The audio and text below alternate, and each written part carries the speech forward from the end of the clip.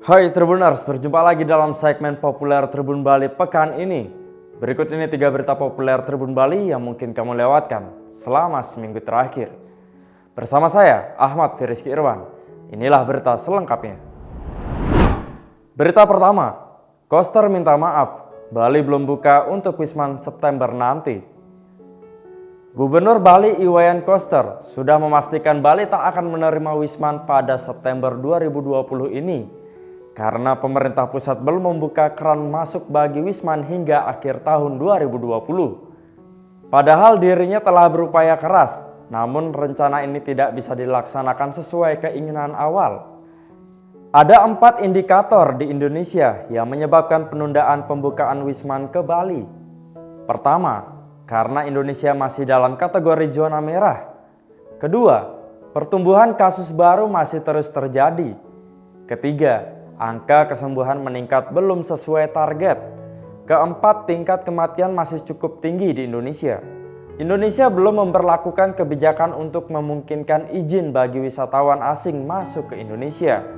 Hal ini sesuai dengan Permenkumham nomor 11 tahun 2020 tentang pelarangan sementara berkunjung ke wilayah Indonesia termasuk ke Bali.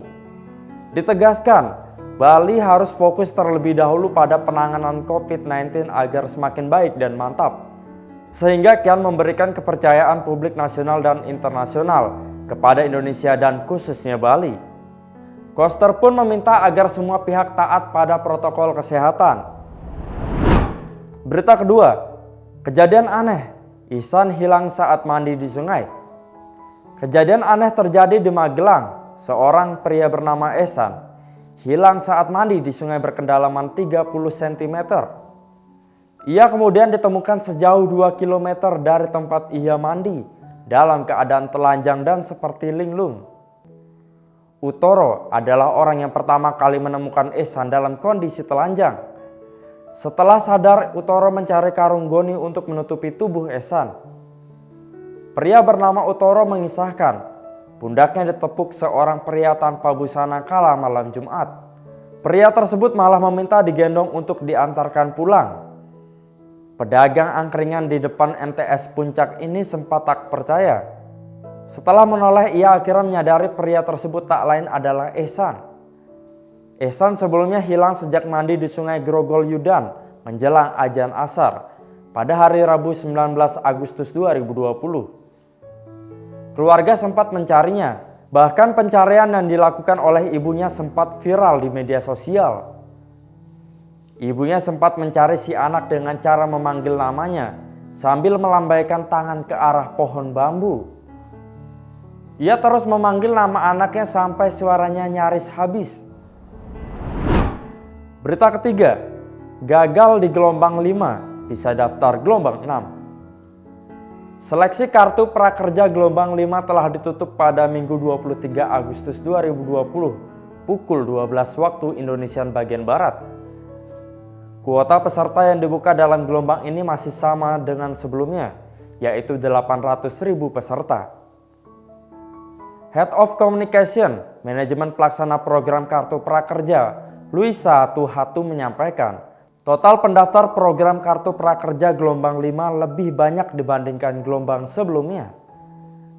Informasi terkait pengumuman juga dapat diakses pendaftar melalui dashboard masing-masing.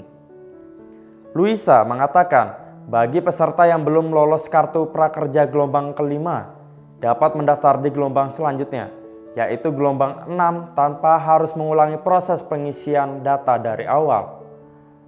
Kriteria yang digunakan dalam penyeleksi peserta masih sama seperti sebelumnya. Bagi pendaftar yang baru saja mendaftar, ada 2 metode pendaftaran yaitu online dan offline. Secara online, pendaftar kartu prakerja gelombang 6 bisa langsung mengakses laman www.prakerja.go.id. Sementara itu, secara offline, masyarakat bisa melakukan pendaftaran melalui Kementerian Ketenagakerjaan atau pemerintah daerah, khususnya Dinas Ketenagakerjaan. Pendaftar harus datang ke instansi tersebut untuk mendaftar. Nantinya, data yang terkumpul akan diteruskan ke manajemen pelaksana kartu prakerja. Masyarakat bisa mendaftar kartu prakerja gelombang 6 secara individu maupun kolektif.